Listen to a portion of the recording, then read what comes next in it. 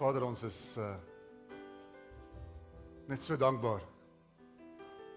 Net vir wie U is weer 'n keer in ons lewens, dat in oomblikke soos hierdie, dat ons kan kom net soos ons is, sonder pretensie, sonder maskers, en voor U kom staan en sê, Here, U ken my.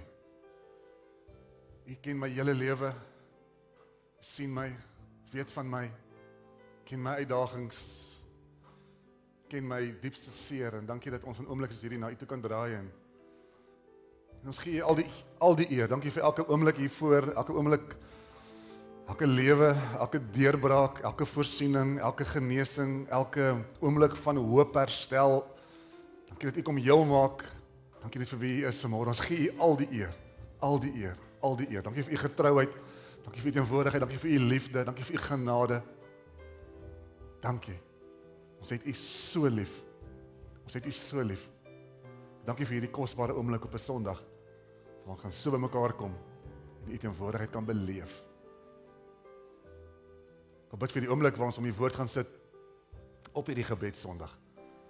Ek bid dat hierdie nie 'n boodskap sal wees wat gehoor word nie, maar mag Heilige Gees U dit kom lewendig maak hier in die binnekant van ons. Dat dit ons lewens sal kom verander. En dis net U wat dit kan doen. Ons dankie daarvoor, ons bid dit in Jesus se kosbare naam. En almal sê, amen en amen.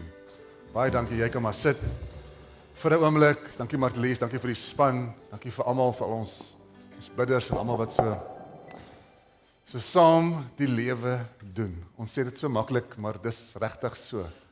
Dit is 'n voorreg om saam met julle die lewe te kan doen, en ons stap saam, ons vertrou saam, en ek sê dit gewoonlik, so aan die einde van 'n diens, en ek sê dit nou soms so nie, nog steeds na by die einde van die diens, maar ek sê dit sommer weer, moenie huis toe gaan met behoefte nie, né? Moenie huis toe gaan as jy gebed nodig het nie, moenie huis toe gaan as jy 'n hand op 'n skouer nodig het nie. Ons bidkamer is altyd hier, en daar's altyd iemand hier wat saam met jou wil bid, en altyd iemand hier wat saam met jou die Here wil vertrou.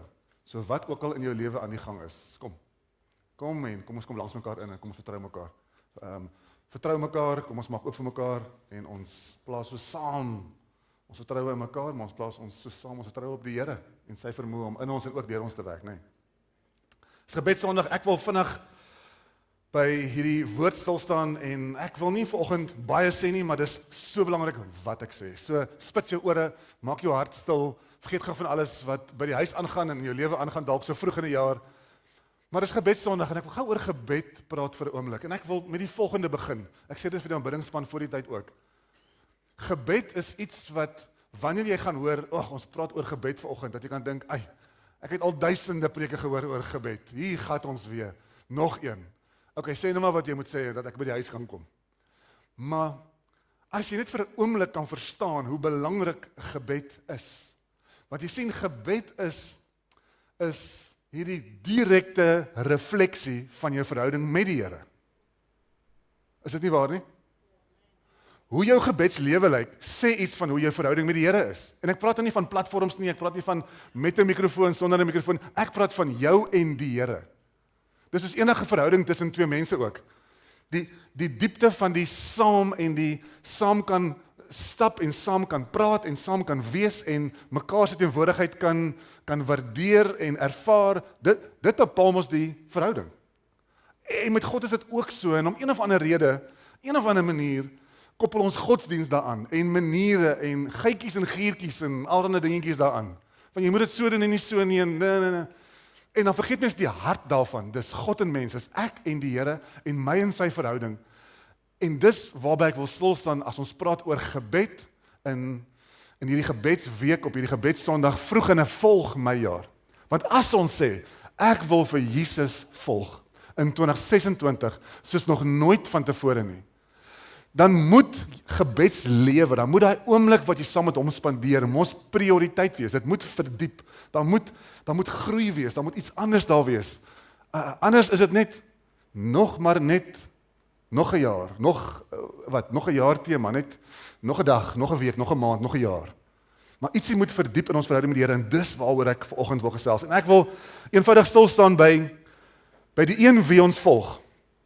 Jesus se gebedslewe toe hy hier op aarde was. Ek wil so 4 dinge uithaal uit sy gebedslewe uit. Daar's baie meer, maar ek wil so 4 uithaal, En hier's so baie om te leer by Jesus en die manier hoe hy geleef het, sy verhouding met sy Vader, hoe hy bedien het, hoe hy met mense omgegaan het, alles wat hy gedoen het. Ons het so baie om te leer. So kom ons leer gou vanoggend so 'n paar dinge by Jesus se gebedslewe spesifiek. Nou, ek dink die eerste vraag wat mens moet vra, en dis die vraag wat ek gaan vra, en die 4 dinge wat ek gaan antwoord is op hierdie vraag. Hoekom het Jesus gebid? As hy dan die seun van God is, hoekom was dit nodig dat hy moes bid? Want jy kan nou sê, "Joh Matthys, om my nou met Jesus te vergelyk en my gebedslewe met syne is so 'n bietjie onregverdig." Want dis nou Jesus. Hy was God self gewees. Hoe nou? Dis mos nou nie reg nie. Maar ek wil jy sommer met daardie eerste punt en die eerste rede hoekom Jesus gebid het, gaan ek ietsie vir jou wys in 'n skrif. En die eerste rede hoekom Jesus gebid het is omdat hy gekies het om afhanklik van God te leef. En Filippense 2 vers 6 en 7 antwoord hierdie wat ek nou vir jou gesê het. Hoe werk dit nou dat hy moes bid en my gebedslewe met hom vergelyk? Lees gesom met my hierdie. Alhoewel hy self God was, het hy nie vasgeklou aan die goddelikheid wat hom toekom nie. Maar hy het dit prysgegee. Hy het 'n slaaf geword en aan mens gelyk geword. So Jesus het hierdie goddelikheid van hom prysgegee. Hy het 'n mens geword. En in sy menswees was gebed vir hom belangrik, want dit was belangrik dat Jesus afhanklik gebly het van sy hemelse Vader. En vir my en jou ook, dis belangrik dat ons op hierdie lewensreis van ons nie probeer onafhanklik raak van God en dinge op ons eie probeer doen nie, want dit gebeur so vinnig. Ons raak mos al hoe slimmer en ons het al die antwoorde en ons weet alles, dat ons later dink, ag, ek sal God ken in die saak as ek hom nodig het, maar ek gaan eers self stoei, ek gaan dit eers self probeer oplos, en dan wanneer dit nou regtig nie werk nie, gaan ek God nader roep, dan kan hy ons help. Maar dis nie hoe dit moet wees nie, dis nie hoe Jesus se gebedslewe gelyk het nie. Want Jesus kom en hy wou in afhanklikheid van God leef. En ek en jy moet hierdie keuse maak, want dit is 'n keuse. Wil jy afhanklik van God leef, of wil jy hom eenkant skuif en jou eie ding doen? En Jesus kom wys vir ons op soveel plekke dat hy gekies het om afhanklik van God te leef. En Johannes 5:19 sê mooi, Jesus het daarop gereageer, ek verseker julle, die seun kan niks uit sy eie doen nie. Hy doen slegs wat hy die Vader sien doen. Wat die Vader ook al doen, dit doen die seun net so. Jy sien gebed spesifiek, en ons gaan nou so 'n paar plekke sien waar Jesus gebid het, maar gebed spesifiek is hierdie plek van afhanklikheid. Dis nie 'n godsdienstige ritueel nie, dis 'n lewenskeuse. Ek kies om tyd te spandeer op hierdie plek van afhanklikheid. Want ek wil afhanklik bly van God, en daarom wil ek tyd by hom spandeer, en ek maak hierdie keuse, net soos Jesus 'n keuse moes maak. Jesus hoef nie te gebid het, hy kon glad nie gebid het nie, hy kon dit eenkant toe geskuif het, en hy kon dit aangegaan het en bedien het, maar hy het nie. Hy het gekies om iets vir sy disippels te wys, hy het gekies om iets vir ons te leer, maar hy het ook besef dat in sy menswees is hy 100% afhanklik van die leiding, van die krag, van die hulp van sy hemelse Vader. So mag ek en jy vroeg in 2026 hierdie keuse maak, om te sê ek wil afhanklik van hom bly.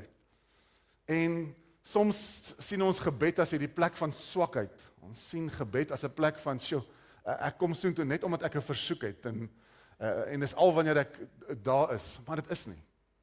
Dis hierdie plek van intimiteit, dis 'n plek van diep verhouding, dis 'n plek van erkenning, dis 'n plek van tyd by God spandeer, en in afhanklikheid kom verklaar dat wie hy vir my is, en hoe ek hom nodig het, en hoe ek sy leiding nodig het, en hoe ek dinge nie op my eie wil doen nie.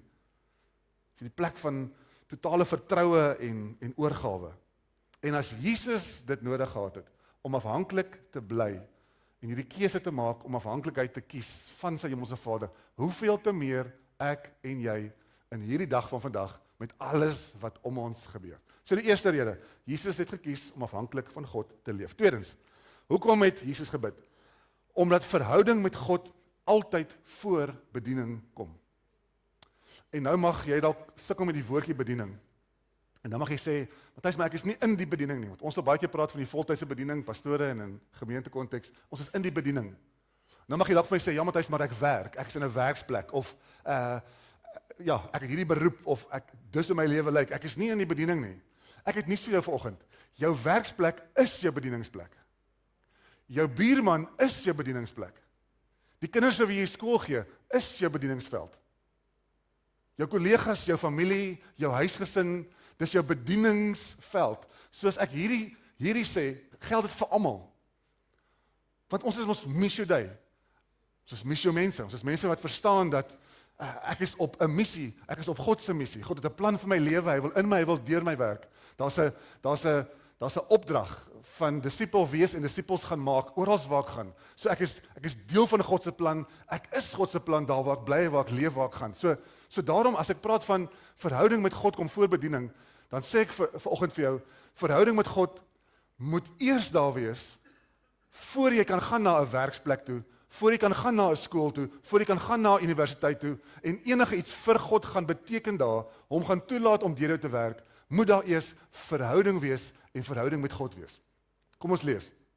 Markus 1 vers 35.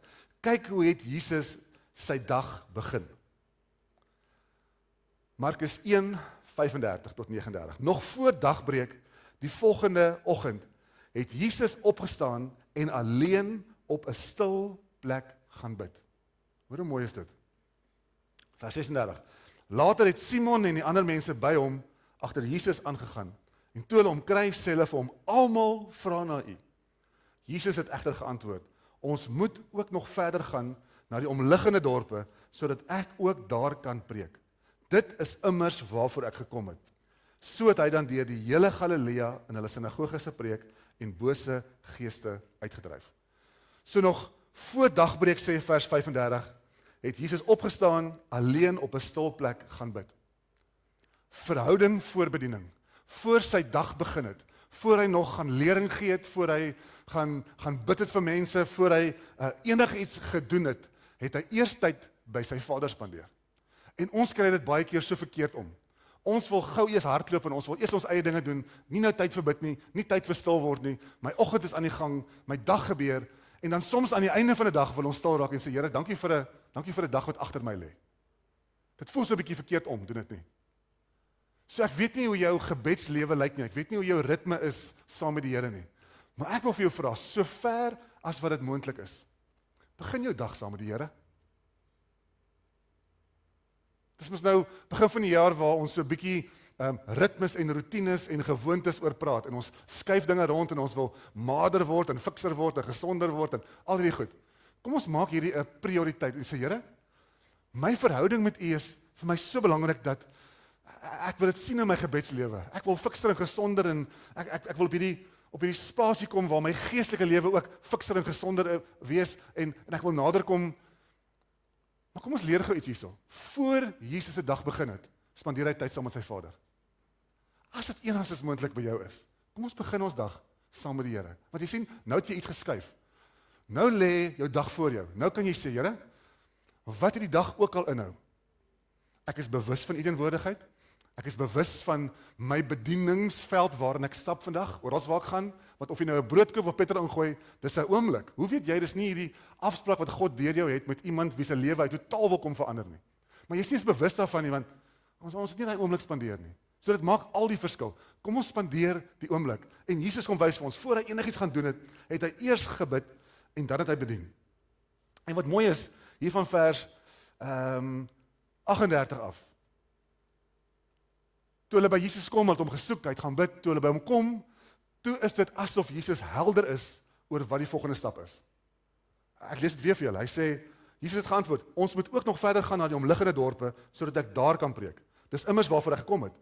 So asof hy nou net weer in God se teenwoordigheid, sy Vader se teenwoordigheid, bevestiging gekry het van, hoekom hy hier is, waarvoor hy geroep is, en wat die volgende stap is.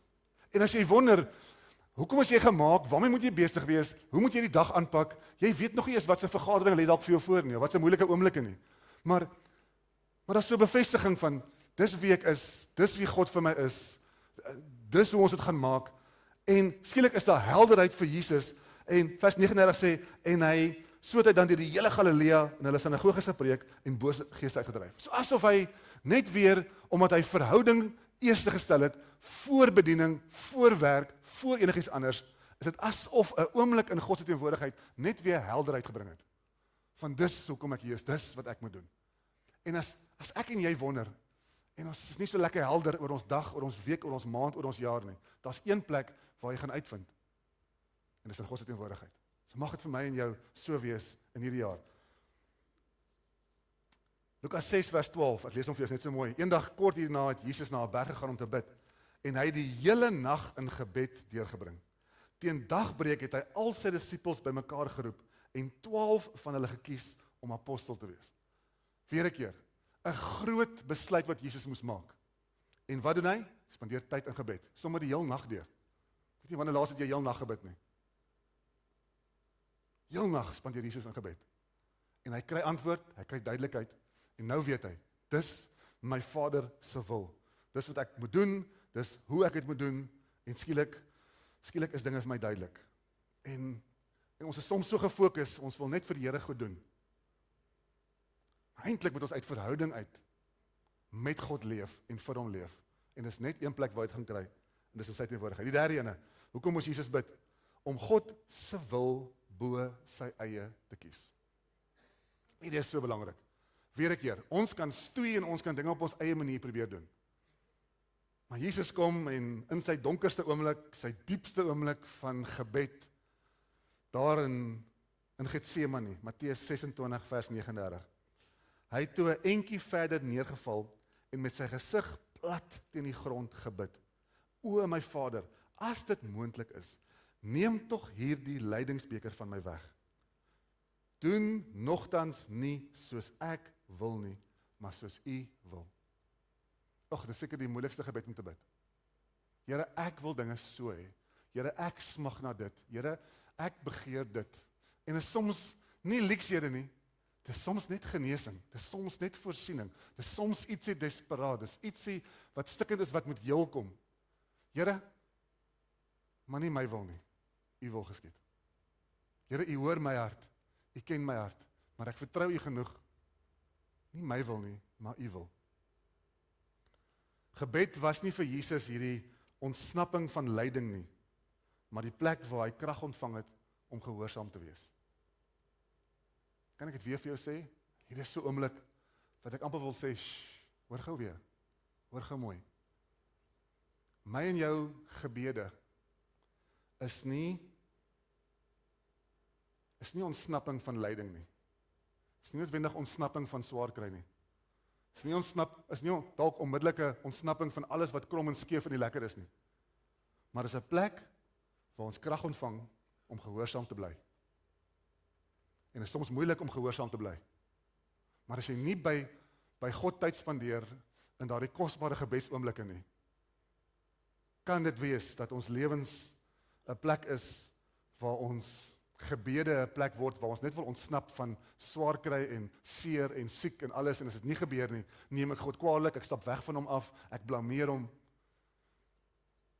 Maar dit sê iets anders, as daar in Jesus se lewe 'n kruisiging voor hom gelê het, en hy moet alles in hom smeek, en sê, as hierdie lydingsbeker by my kan verbygaan, asseblief laat dit so wees. Maar nie my wil geskied nie, U wil geskied. So mag ons op hierdie plek kom van gehoorsaamheid, waar ons leer in ons gebede, Here, nie my wil nie, maar U wil.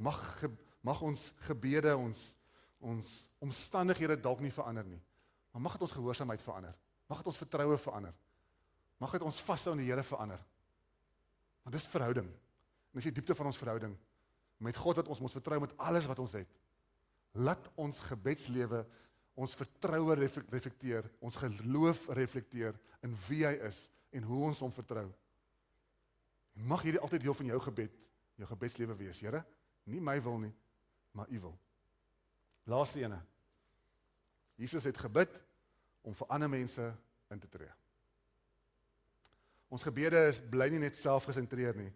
Ons bid vir ander mense. Een van die mooiste gebede sekerlik in die hele Bybel is daardie gebed in Johannes 17 wat Jesus bid. En daar in vers 9 sê hy bid en hy sê, ek tree vir hulle in. Ek bid nie vir die wêreld nie, maar vir die mense wat U aan my gegee het, omdat hulle U sin is. Kom ons bid vir mekaar. Jesus wys vir ons sy hart vir mense. En ek sê dit so baie in gesprekke, en ek het dit al vir die span en almal gesê, maar as dit kom met ons verhouding met mense, dan raak verhouding soms moeilik. Maar dit is baie moeilik om vir iemand kwaad te bly, as jy vir daai persoon begin bid. Het is moeilik om iemand te haat, vir wie jy bid. Dit is moeilik om op 'n slegte plek met iemand te bly, as jy vir daai persoon begin bid. Is dit nie waar nie? So dat is hierdie belangrike aspek van ons gebedslewe, dat ons God se hart moet hoor, moet sien vir die mense om ons. Ongeag hoe verhoudinge soms is met hulle. Maar dat ons op 'n plek sal wees waar ons vir ander intree, vir ander mense bid, vir ander mense voor die Here bring, waar ons, soos Jesus daar aan die kruis in Lukas 23 vers 34, waar Jesus sê, Vader, vergewe hulle, want hulle besef nie wat hulle doen nie. In 'n oomblik van Jesus se seerste oomblik, waar die mense wat hom gekruisig het en besig is om hom te kruisig, waar hy hulle so sien, en ten spyte van die seer, ten spyte van alles, 'n oomblik waar hy na hulle kyk, met ander oë, met 'n ander hart, en sê, Vader, vergewe hierdie mense. Hulle wat my nou net geslaan het, aan hierdie kruis vasgespijker het. Here, hulle wat my spot, vergewe hulle, asseblief vergewe hulle. Hulle weet nie wat hulle doen nie. Weer 'n keer, ons gebedslewe is 'n refleksie van ons verhouding met God. En ons weet, ons verhouding met God is nie net een so nie, maar dit is een wat so ook gaan. Ons moet die Here lief hê met ons hele hart, ons hele siel, al ons krag, al ons verstand, maar dan moet ons naaste lief hê soos onsself. So, die mense om jou is belangrik. So kom ons bid vir mekaar. Kom ons maak lysies, kom ons sit name op ons gebedslysies. Kom ons bid vir ons geliefdes, kom ons bid vir ons familie, kom ons bid vir ons vriende, maar kom ons bid ook vir ons baas by die werk, kom ons bid vir daai moeilike buurman, kom ons bid vir ons land, kom ons bid vir ons president, kom ons bid vir mense. Want jy sien, soveel as wat alles by God moontlik is, iets verander in die hart van 'n man en 'n vrou wat bid vir iemand. Al bid jy vir jou vyand, iets verander in jou hart teenoor jou vyand wanneer jy vir hom bid.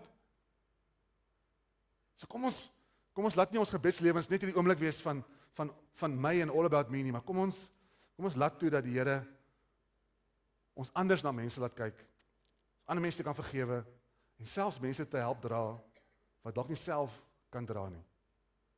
Volg my is hierdie uitnodiging na 'n lewe van gebed. En ek wil afsluit. Ulrich, kom help my speel asseblief, waar is jy? Ons spring hierdie week af met 'n gebedsweek, en ek wil jou uitnooi, kom ons kry die ritme reg. As jy sit en jy sê, Matthys, ek skep my gebedslewe so af, maak 'n besluit vanoggend. Sê my verhouding met die Here is te belangrik dat my gebedslewe nie gesond is nie. Kom ons kry dit reg. As jy oggende gejaag is en die mekaar is, staan dalk 'n half uurtjie vroeër op. Spandeer 'n bietjie tyd by die Here. Skuif dinge 'n bietjie rond. Begin jou dag saam met hom. En weer 'n keer, as ek praat van jou gebedslewe, praat ek van jou tyd in die woord ook. Vat jou Bybel, spandeer 'n oomblik. Laat toe die Heilige Gees deur jou praat, met jou praat, in jou praat. Maar 'n volgende jaar is 'n jaar waar ons hierdie dinge weer moet regtrek en besef, daar's 'n God wat vir my so lief is. Hy nooi my uit na 'n lewe van gebed, na 'n lewe van intimiteit, na 'n lewe van verhouding. En hoe gesonder dit word, hoe gesonder word ons verhoudinge. Hoe duideliker word ons rolle, ons roeping, ons verantwoordelikhede. Alles raak dit helder, maar dit begin daar in daai binnekring. Jy en die Here alleen. Hoe lyk jou gebedslewe? Waar jy vanoggend hier sit? Ek wil graag saam met jou bid, en ek wil vra dat jy daar waar jy is, jou oë sal toemaak saam met my.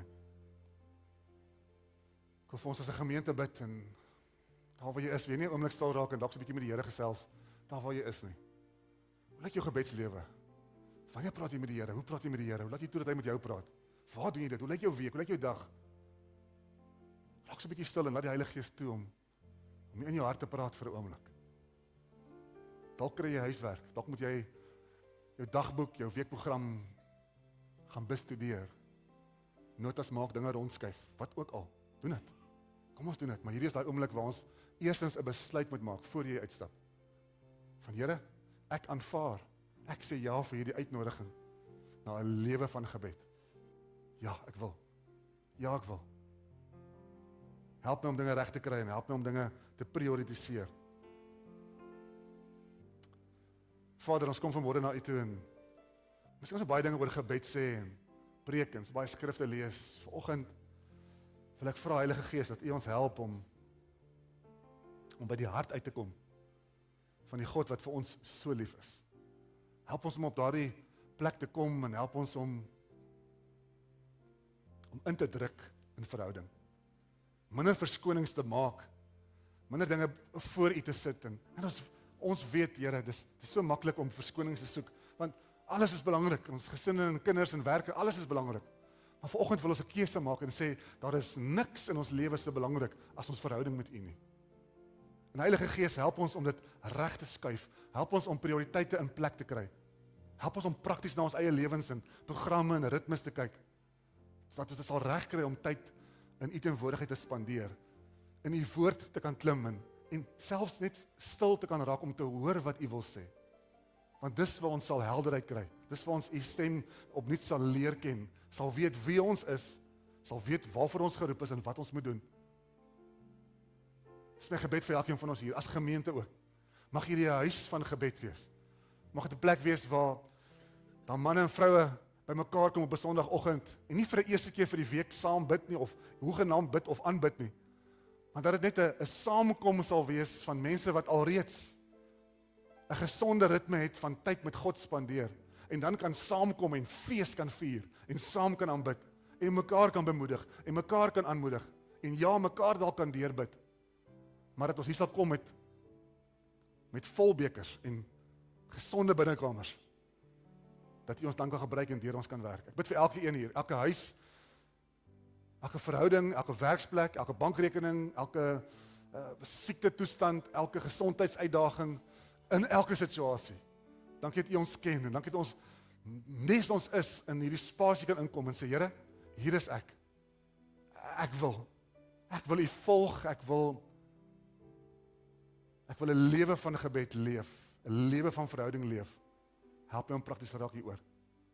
Dankie dat U getrou is, dankie dat U die naprediker is van die woord, en waar ons met mekaar uitgaan, dankie dat ons U gaan ervaar, dat wanneer ons die tyd uitkoop, en wanneer ons sê, Here, U is vir my 'n prioriteit, gaan ons U sien beweeg, gaan ons U ervaar. Dankie daarvoor. Ons kyk uit na die getuienisse, ons kyk uit na die aanmoediging, bemoediging, van mekaar se gebedslewens, hoe ons mekaar kan inspireer en aanmoedig. Ons dankie daarvoor, ons gee U al die eer, en bid al die dinge in die kosbare naam van Jesus Christus. Almal sê, Amen en Amen.